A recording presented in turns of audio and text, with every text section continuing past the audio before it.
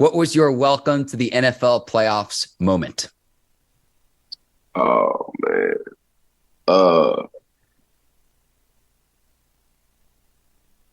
So that's when we won the Super Bowl in 2005, and we was a 6 seed, and we had to go to Cincinnati.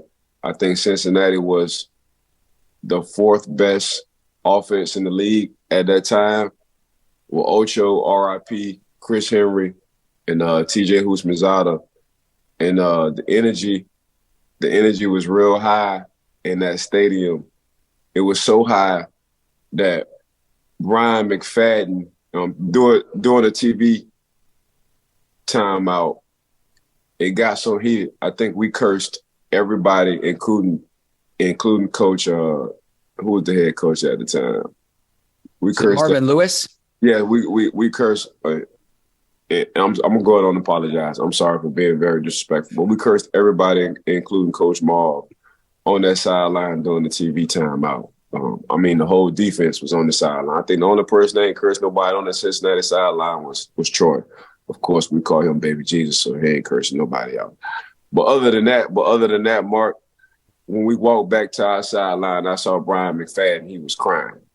And we was like, B-Mac, what the hell are you crying for? B-Mac said, man, the energy is so good on that goddamn field. I'm crying for Coach LeBeau to call nickel package. And nickel package is when a linebacker come out and you bring an extra DB in. But that's when I knew, like, oh, it's real out here. So for B-Mac to be crying to get in the game, for him to be crying and tell Coach LeBeau, can you please call? So nickel, this was our nickel package. Can you please call nickel? Because what these boys are doing on the field, I want to be a part of this. How they talking, how they acting, how they hitting. I remember Chris Hope, Florida State guy as well, our safety. He hit Ocho. Chris Hope hit Ocho. And Chris didn't curse too as well. So I had two hard-hitting safeties that used a curse word. He said, Mark, Chris Hope told Ocho, I'm going to go on and let Ike speak for me. Because I don't curse, but I'm going to let Ike curse for me. So Ike, you can say whatever you want to say to him. And I probably said every bad word you can think of in the book, and probably made up a few bad words as well. But the fact that the energy level, Mark, on the field when we played the Cincinnati Bengals, I don't like using the word hate. I hated the Bengals. That day, as much as I did for the Baltimore Ravens, I hated the Bengals. And everybody felt the same way. But from the kickoff all the way towards the end of the game, it's real out there, Mark. It's real. But when I saw Bryant McFadden crying, I said, oh my gosh. And I ain't talking about tears of sadness, tears of joy. I say, and then after the game, I say, Mac, was it that real? He said, bro, you just don't understand the electricity that y'all had on the field. That stuff shifted towards the sideline. So I've never wanted to be part of something so bad in my life. So, but that was a huge moment for me, seeing B-Mac share tears to get on the field, because on how violent the environment was on the field that we was bringing. How does that differ from your run-of-the-mill average regular season game, Ike? The electricity.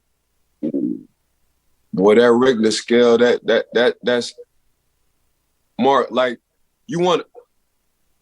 Like, for that game, for a regular season game, you want to inflict pain on a man.